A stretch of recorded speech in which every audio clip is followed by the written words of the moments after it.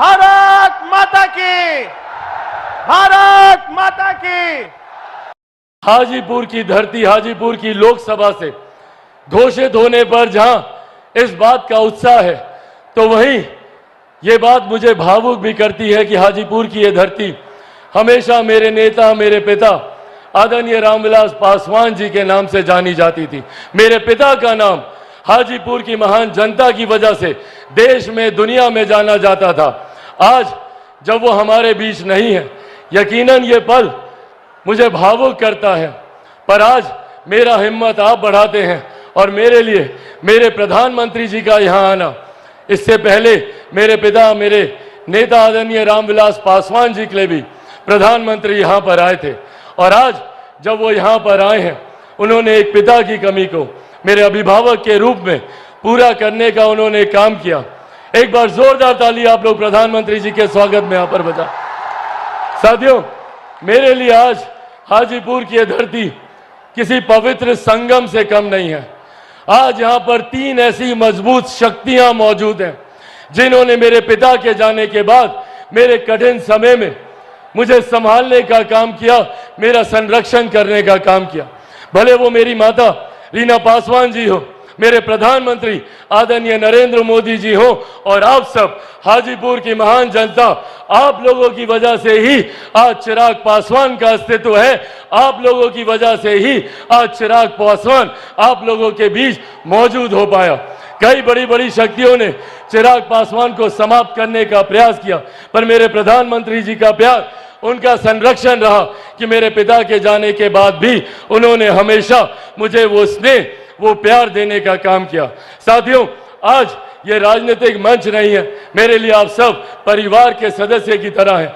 ज्यादा राजनीतिक चर्चा ना करते हुए मैं बस ये आग्रह करने आया हूं कि हम सबको इस बात का ध्यान रखने की जरूरत है कि कौन सही मायनों में हमारे लिए कार्य कर रहा है, कौन दिन रात मेहनत कर कर हम लोग को मुख्य धारा के साथ जोड़ने का काम कर रहा है। एक तरफ हमारे प्रधानमंत्री आदरणीय नरेंद्र मोदी जी हैं। आज जब यहाँ पर इतनी भारी संख्या में महिलाएं मौजूद हैं, पहली बार देश में एक ऐसे प्रधानमंत्री आए जिन्होंने आपके सम्मान की चिंता करते हुए शौचालय का निर्माण करने का कार्य कराया, आपके लिए उज्ज्वला योजना देने का काम करवाया। मैं चाहता हूं एक बार जोरदार ताली तमाम महिलाएं हमारे प्रधानमंत्री जी के लिए बजाएं। आज पहली बार देश में एक ऐसे प्रधानमंत्री जिन्होंने इस बात की चिंता की कि अगर घर पे कोई बीमारी आए तो वो व्यक्ति अपनी जमीन जायदाद गिरवी ना रखनी पड़े, महिलाओं के जेवर को बेचने की नौबत ना आए। प्रधानमंत्री जी ने आयुष्मान योजना के तहत 5-5 लाख रुपए का मुफ्त इलाज हर गरीब परिवार को देने का उन्होंने प्रावधान बनाया। आज देश की, दुनिया की सबसे बड़ी गरीब कल्याण की योजना जिस पर हम सबको गर्व होता है, और इसका श्रेय मैं मेरे नेता, मेरे पिता आदरणीय रामविलास पासवान जी को भी दूंगा। प्रधानमंत्री जी जानते हैं, उस वक्त उनका खुद का स्वास्थ्य खराब था, पर प्रधानमंत्री जी की सोच को धरातल पर उतारने के लिए प्रधानमंत्री गरीब जन कल्याण अन्न योजना के तहत आज भी देश में 81 करोड़ लोगों को मुफ्त में राशन दिया जा रहा है। ये सोच हमारे प्रधानमंत्री आदरणीय नरेंद्र मोदी जी की है। जहां हमारी सरकार ने सरहद से सीमाओं को सुरक्षित रखा, अंतरिक्ष के माध्यम से विकास के कार्यों को गति दी, जहां किसान सम्मान निधि के माध्यम से हर गरीब, हर मजदूर की चिंता करने का प्रधानमंत्री जी ने कार्य किया, तो वहीं आज भी कुछ विपक्षी दल के नेता हैं जो आप लोगों के बीच, हम लोगों के बीच घूम घूम कर भ्रम फैलाने का कार्य कर रहे हैं। कौन है ये लोग? ये वही लोग हैं जो 90 के दशक में लाठी में तेल पिलाने का काम करते थे। ये वही लोग हैं जो आप लोगों की नौकरी के बदले में जमीन लिखवाने का काम करते थे, और अब तो इन्होंने विधिवत तरीके से इस योजना को अंजाम देने का प्रावधान बनाना शुरू कर दिया है। इनहेरिटेंस टैक्स के माध्यम से अब विरासत पर टैक्स लगाने की सोच कांग्रेस और राजद के नेता करने जा रहे हैं। आप लोगों की जितनी जमीन है, चाची, आप लोगों का जितना गहना जेवर होगा ना, कांग्रेस और राजद का लोग आएगा, उसका 55% अपने खजाने में ले लेगा। ये हम लोग को याद रखने की जरूरत है कि किस तरीके से हम लोगों का थोड़ी बहुत संपत्ति जो भी अर्जित की गरीब किसान, गरीब मजदूर या महिलाओं ने, उसको भी हड़पने की सोच कांग्रेस और राजद के लोग रखते हैं और भ्रम फैलाने का ये लोग काम करते हैं, झूठ बोलने की बात करते हैं। कभी कहेंगे संविधान खत्म हो जाएगा, कभी कहेंगे आरक्षण समाप्त हो जाएगा, तो कभी कहेंगे कि लोकतंत्र की हत्या हो जाएगी। ये लोग लोकतंत्र की बात करेंगे जिन्होंने सन 75 में आपातकाल लगाकर सही मायनों में लोकतंत्र की हत्या करने का काम किया।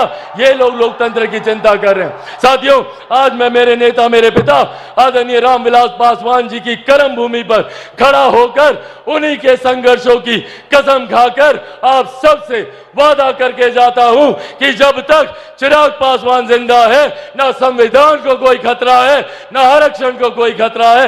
ये वादा आपसे मेरे प्रधानमंत्री जी भी करके जाते हैं। साथियों, जो लोग संविधान को खतरे में बताते हैं वो आप लोगों की गरीब कल्याण योजनाओं पे नजर रखते हैं। आज मैं मेरे प्रधानमंत्री जी से भी इस मंच के माध्यम से आग्रह करूंगा कि सर, ऐसे प्रावधान बना दिए जाएं ताकि आरक्षण को लेकर उम्र भर के लिए यह बहस ही समाप्त हो जाए। संविधान की धाराओं का, कानून की धाराओं का इस्तेमाल कर कर जो लोग बार बार आरक्षण, संविधान को लेकर भ्रम फैलाते हैं, उसकी चर्चा ही पूरी तरीके से समाप्त कर दी जाए। ऐसे प्रावधान प्रधानमंत्री जी आने वाले दिनों में आरक्षण और संविधान को लेकर करें, यह मैं अपेक्षा रखता हूं। और अंत में साथियों बस इतना कहूंगा कि अगर ये लोग आए तो खतरा हम लोग की गरीब कल्याण योजनाओं को है।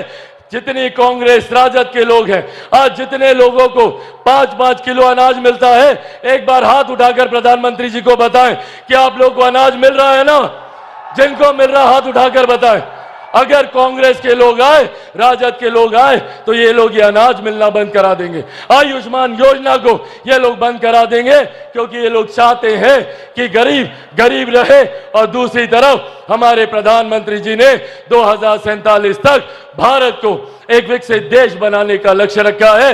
आइए हम सब मिलकर प्रधानमंत्री जी के इस लक्ष्य में अपना महत्वपूर्ण योगदान दें। और एक बार अंत में जोरदार ऐसी ताली बजाइए कि हम सबको, प्रधानमंत्री जी को हम सब विश्वास दिला सके कि बिहार से 40 की 40 सीटें हम लोग प्रधानमंत्री जी को देने जा रहे हैं। जोरदार ताली से आदरणीय प्रधानमंत्री जिंदाबाद, आदरणीय प्रधानमंत्री जिंदाबाद। अंत में साथियों पुनः मेरे पिता की इस धरती को मैं नमन करते हुए अपने पिता को एक बार फिर से इस मन से श्रद्धांजलि देता हूं। मेरी मां, मेरी ताकत यहां पर मौजूद है, एक बार उनको इन चरणों में भी नमन करते हुए आदरणीय रामविलास पासवान अमर रहे, आदरणीय रामविलास पासवान अमर रहे, एनडीए गठबंधन जिंदाबाद। बहुत बहुत धन्यवाद साथियों, जय हिंद।